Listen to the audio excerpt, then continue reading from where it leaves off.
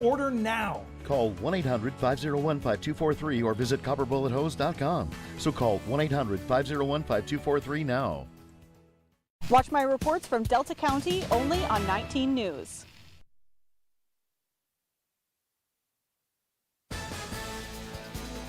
Good evening, everyone. I'm Sarah Blakely. Tonight on your WZMQ 19 News, an effort to increase the EMS workforce. The bill's introduced by a UP state rep that would lower the age cutoff for certified first responders.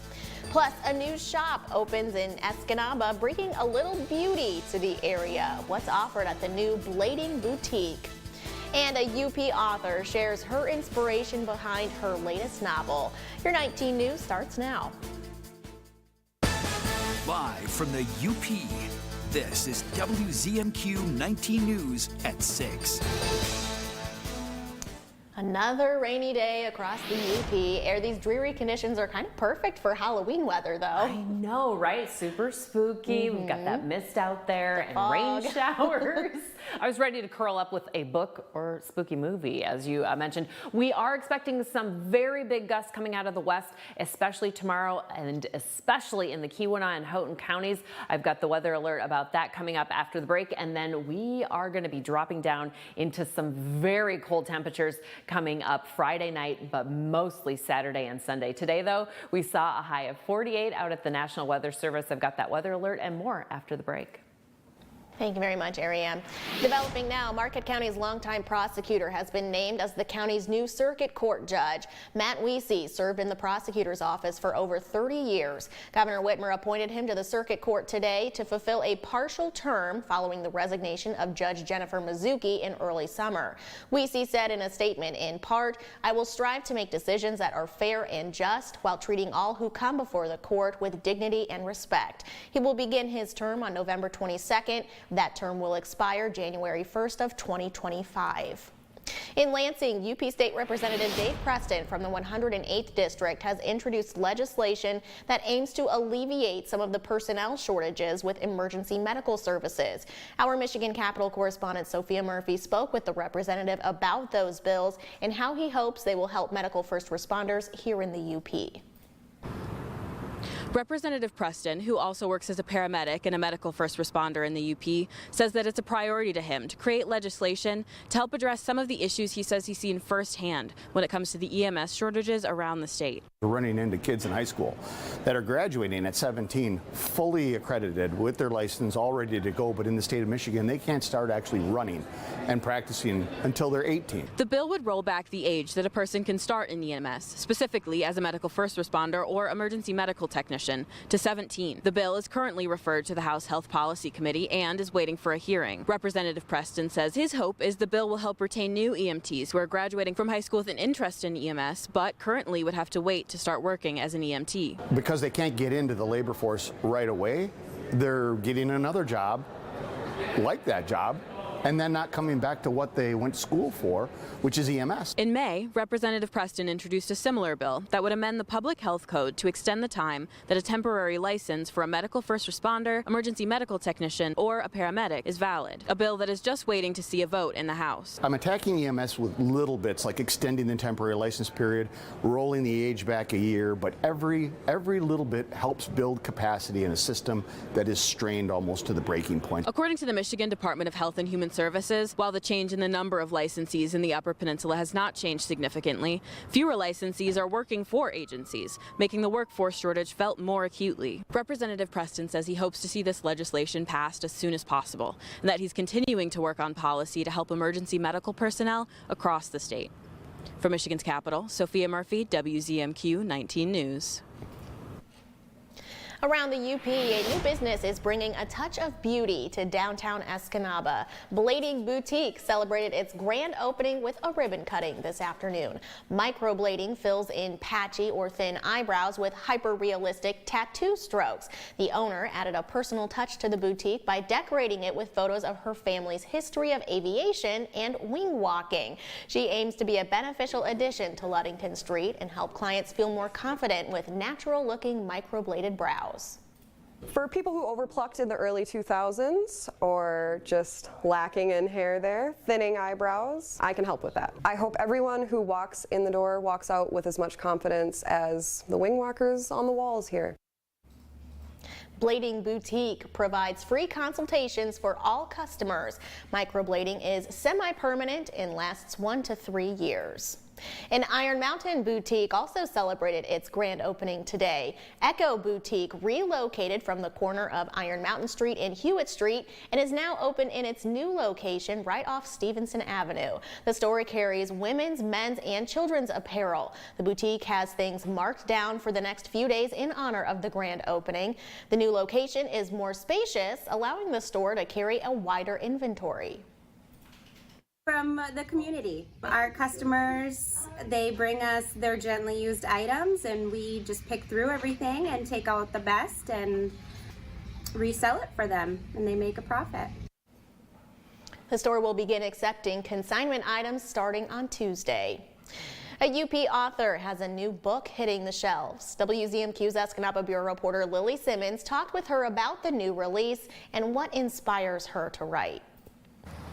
I'm actually from Gladstone, so I'm a Delta County native. I have been gone for 20 years. I left after high school and I just returned last month to the area. Author J.L. Hyde is happy to be back home in the Upper Peninsula, partially because 4 of her 6 murder mystery novels are set here. My most popular book is called Delta County. Although it's a fictional story, all of the places in the book are real. Lakeshore Drive, Ogden Avenue, all of the restaurants are real, the streets are real, so I think that was the most fun to write. Hyde's newest release, Grady Lake, is no exception. I wrote it based on my memories growing up at Round Lake in the Hiawatha National Forest off of Highway 13. And I wrote this book as if Round Lake was a year-round town that had a school and everybody lived at this lake in the middle of the woods. But for this book, more than just locations in the UP made their way into Hyde's writing. I based a lot of the characters off of people in my life. There's an aunt that runs a restaurant in the book, and I kind of made her a mix of several of my aunts. I based a character off of my cousin, I based a character off of my best friend, and that's something that I typically don't do. This Saturday from 5 to 8, readers have a chance to meet the author in person at Lee's Garden Winery.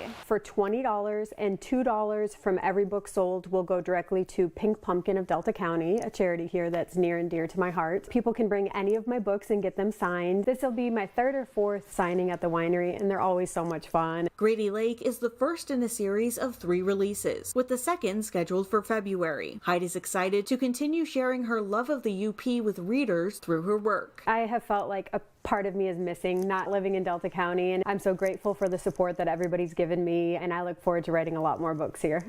Lily Simmons, WZMQ 19 News, Escanaba. Your first warning weather forecast is coming up after this break. Plus, what's next for the U.S. House now that the chamber finally has a speaker? The agenda ahead for new Speaker Mike Johnson. Plus, families of hostages held by Hamas make a plea for their release in Washington today. We have their stories in about 15 minutes. 19 News is brought to you by Dan Perkins Construction. When you put on a product this nice, you want to sing it from the rooftops. You know my roof's good looking, will last the rest of your life. Each day I go to work thinking, you know, we're doing this right. Buy a roof for me and I think you'll see you'll be happy as a gherkin. 'Cause we do it right and we're really polite. Take it from me, Dan Perkins. You try rhyming something with Perkins. Some seem to think that quality is a thing of the past. At Simple Treasures in Iron Mountain, you'll find they carry respected name brands like Uttermost Home Decor, Carroll Fabrics, and Custom Draperies. And for the perfect gift, they carry Pendleton hats, shirts, and sweaters for men and women, as well as a beautiful assortment of Pendleton blankets. Discover your Simple Treasure today. Visit Simple Treasures of Iron Mountain for home decor, gifts, and draperies, 426 South Stevenson Avenue. New CBS Friday. If you like The Price is Right at night, and let's face it, you do, we do. Feels good, doesn't it? Good news. Are you ready? You're gonna love what comes after it. Raid the Cage! The new game where you get in, get out, and you just might get rich. Friday night is game night. The brand new car! It's Friday Night Fun starting at 8/7 Central on CBS and streaming on Paramount Plus. Shop hundreds of lazy boys at Kirkish Furniture in Houghton. Kick back in comfort in an industry-leading recliner. Choose from all fabrics, colors, and sizes with prices starting as low as $4.99 plus free delivery. Shop Kirkish Furniture in Houghton today. This is home for CBS, WZMQ 19.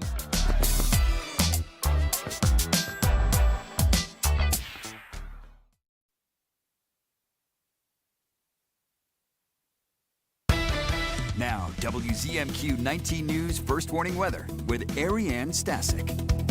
Well, we're expecting winds to really pick up tomorrow, especially in Houghton and Keweenaw counties.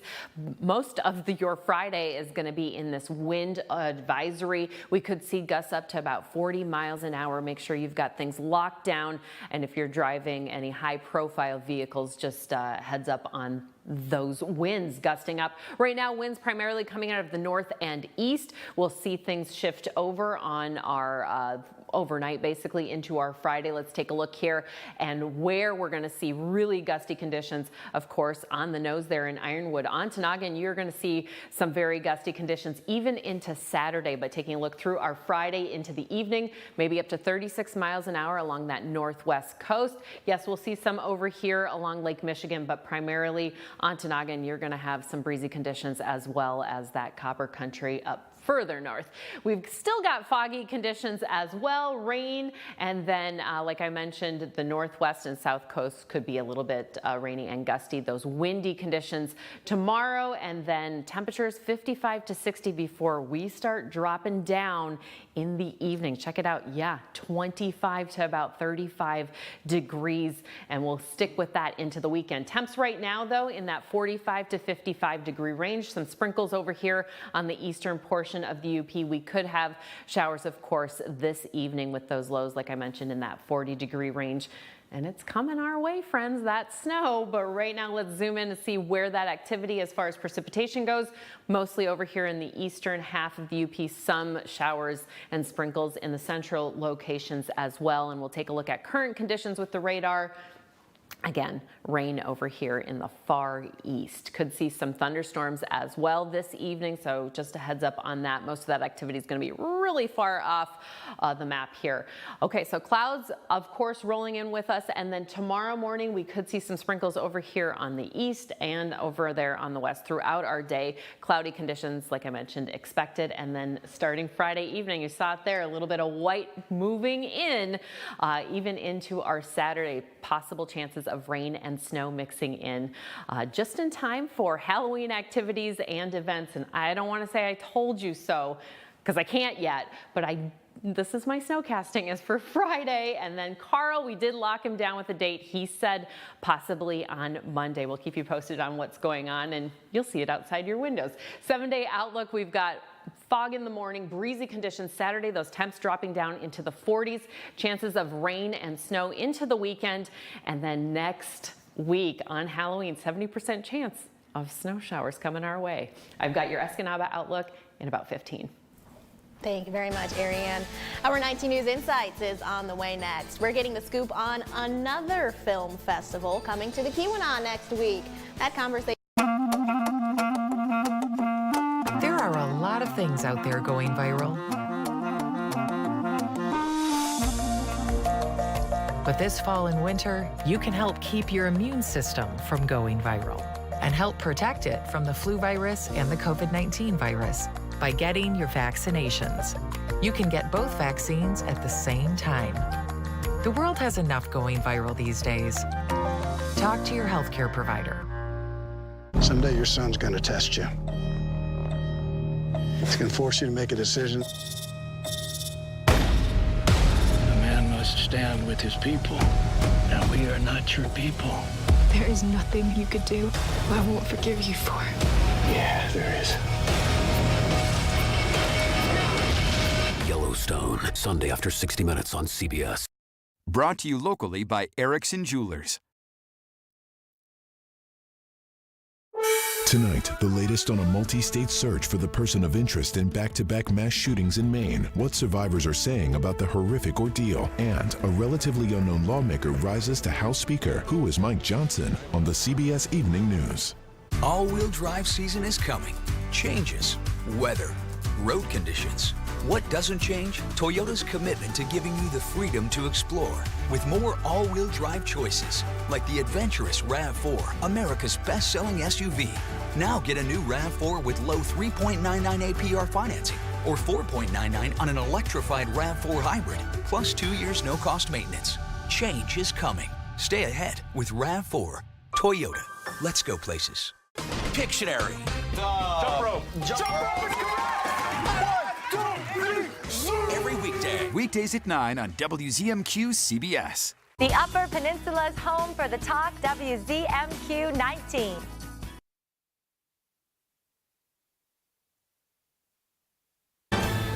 You're watching the award-winning WZMQ 19 News, live and local with Sarah Blakely.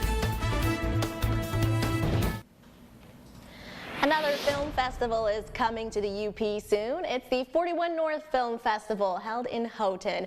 22 films will be shown on the Michigan Tech campus. And joining us tonight with more is Erin Smith. Erin, thank you so much for joining us tonight. Thank you for having me, Sarah. Of course. So tell us a little bit about the history of the 41 North Film Festival. Well, the 41 North Film Festival started in 2005 as the Northern Lights Film Festival. And it was kind of a small thing that we did in the McCardle. It was still a community event. And then in 2013, we moved into the Rosé, and it's been growing ever since then. What are some of the films and kind of the vibe for the 41 North Film Festival?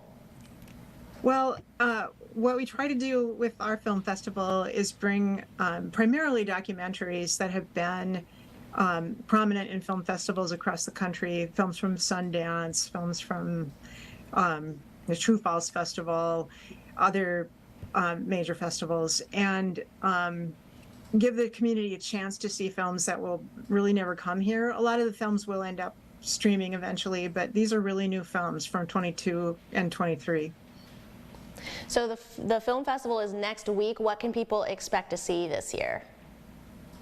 Well, we have a variety of things, because one of our goals is to think about all the different interests in the community and on the campus.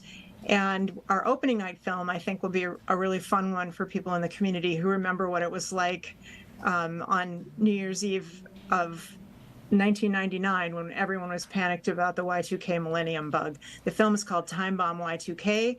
It's all archival footage from 1997 to 2000, looking back at what the state of the country was at this moment when there could be a, big technological breakdown. And it's very interesting in terms of the history that it tells, but also the way that it makes us think about our relationship to that dependency on technology today. Another of our feature films in the evening is the Erie situation, which looks at some of the pollution problems in Lake Erie. It's a great environmental story, and for people, as I think most of us do who live here, care about the Great Lakes and want to protect our own, I think it's a really important film.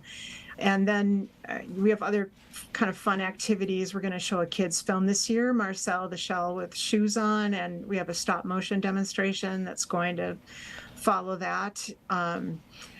And on Saturday afternoon, we have a film that I think a lot of people might be interested in called The Mission, which is a very new film about, it's the story of John Chow, the missionary who was killed when he attempted to visit this isolated island off the coast of India. And I think a lot of people remember that story because it was kind of shocking. And it's a really interesting and respectful look at some of the motivations for missionary work, and also some of the things that people have to think about when they undertake something like that. So for people who want like a full rundown of the schedule and all of the films, where can they go to find all of that information? Everything is on our website at 41northfilmfest.org.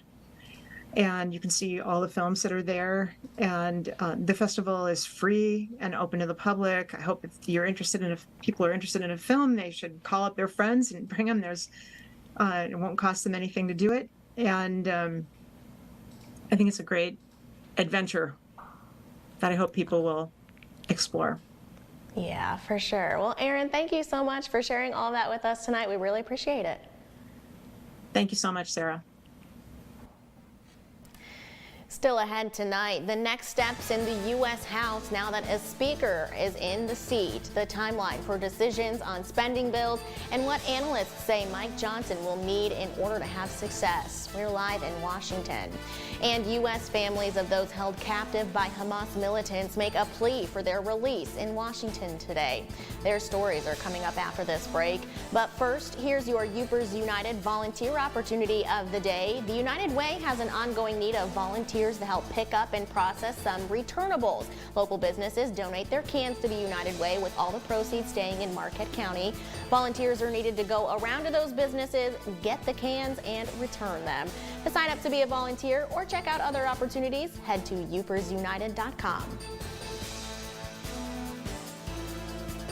Coming up tonight on the CBS Evening News, urgent manhunt. Police across New England are looking for the alleged gunman in the mass shooting. The 40-year-old U.S. Army reservist is said to be armed and dangerous. We have the latest details from Maine. That's tonight on the CBS.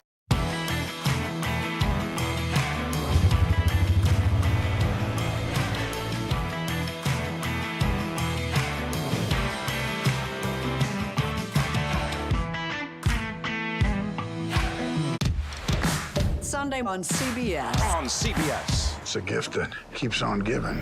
Good morning. I'm Jane Pauley.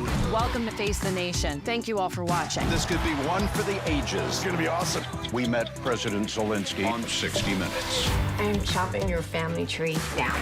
Just moments will shock the house guests. This is the scariest thing that's happened. Are you ready yet? Here we are. Come on. You can't beat Sunday.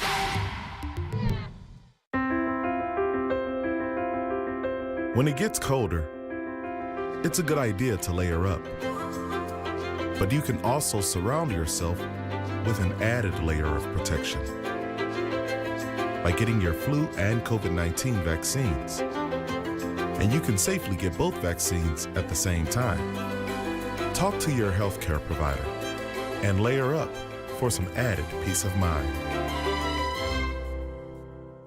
Escanaba and Delta County, home to beautiful beaches, Lake Michigan, lighthouses, pretty parks, and great people. It's why so many are proud to say, this is home.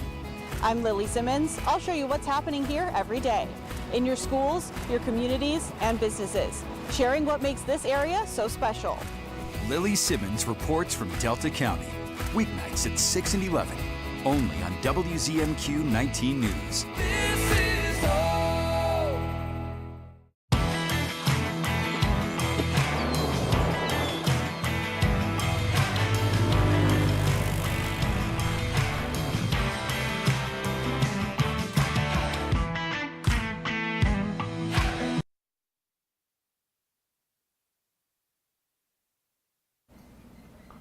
Now that the U.S. House is back in order with a new speaker, it doesn't guarantee smooth sailing ahead. They could face some challenges sooner rather than later, like passing spending bills by mid-November. The question on the Hill right now is, can this new and relatively unknown speaker help get the job done without issues? Our Washington, D.C. correspondent Rachel Knapp joins us live on this topic. Rachel, good evening.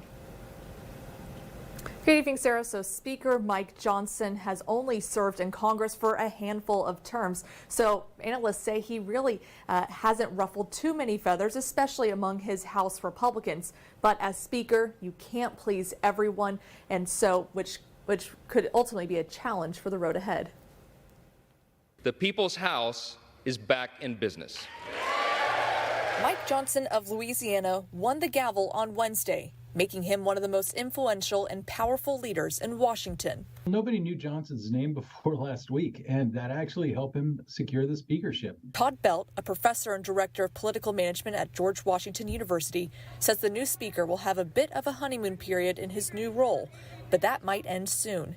Now that the House is back in full order, they need to finalize spending bills before mid-November. The new speaker is going to have to keep everybody together, and some of these hard-right conservatives said that they wanted much deeper cuts than what was negotiated between McCarthy and the president. The Senate is on board with those, and he's going to have to work with the Senate. It won't be an easy task for the new speaker. Under former Speaker Kevin McCarthy's leadership, we saw how just a handful of hard-right Republicans held up these spending bills from passing through, demanding steeper cuts and wanting to add conservative changes to some military policies. McCarthy, working across the aisle, became the tipping point for some House Republicans, and a reason why they voted to oust him. Ultimately, he needs Democratic votes, whether those votes are in his chamber or those Democratic votes in the Senate. Oh yeah, and by the way, the president is also a Democrat too. So he can't just push through whatever the hard right wants.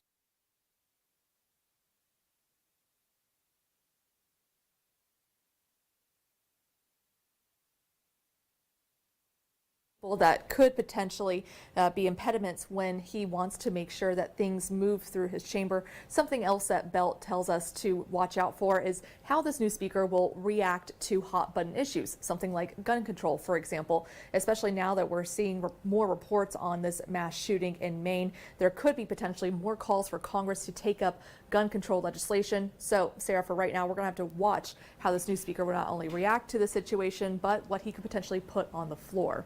Sarah, back to you. All right, Rachel, thank you very much. Also today, family members of hostages being held by Hamas were at our nation's capital to plead for the release of their loved ones. Our Washington, D.C. correspondent Brendan Scanlon heard some of their stories and has more from Capitol Hill. It's been nearly 3 weeks since unimaginable violence and devastation struck Israeli communities. The deadly attacks and slaughtering of innocent civilians by Hamas escalated tensions in the region to new heights. Just some kind of surreal circus. And for hours went house by house, butchering families, my friends, people I grew up with. Family members of those taken hostage by Hamas continue to live their worst nightmare. We live in this bizarre universe of not knowing if our loved one is alive, dead, being taken care of, what did he eat, where did he sleep. Today, Ruby Shen and other family members shared emotional pleas to get their loved ones back home.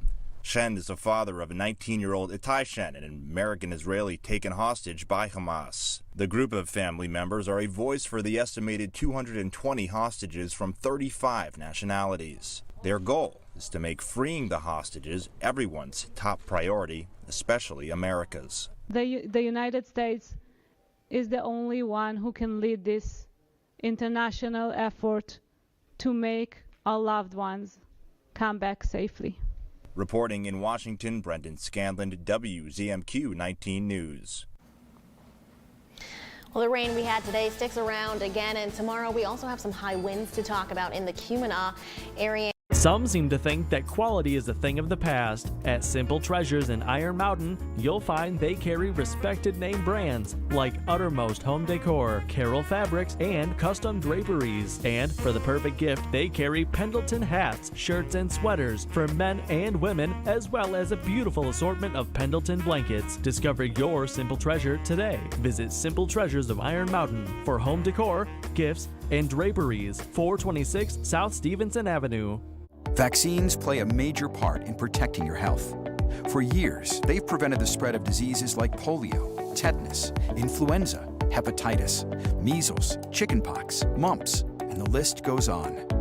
COVID-19 has joined that list. Please protect your family, friends, and neighbors by staying up to date on your COVID-19 vaccines.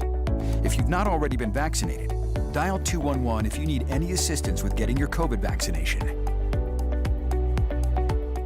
Here's your WZMQ CBS This Is Home Community Calendar.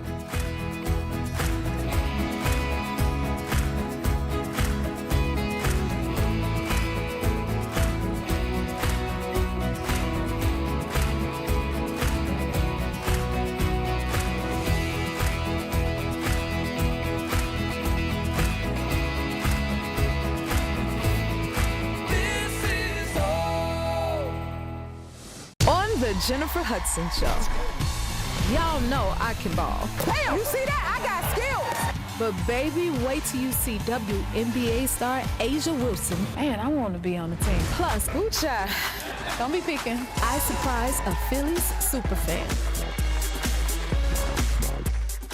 The Jennifer Hudson Show, tomorrow at 5 on WZMQ TV CBS, followed by 19 News at 6.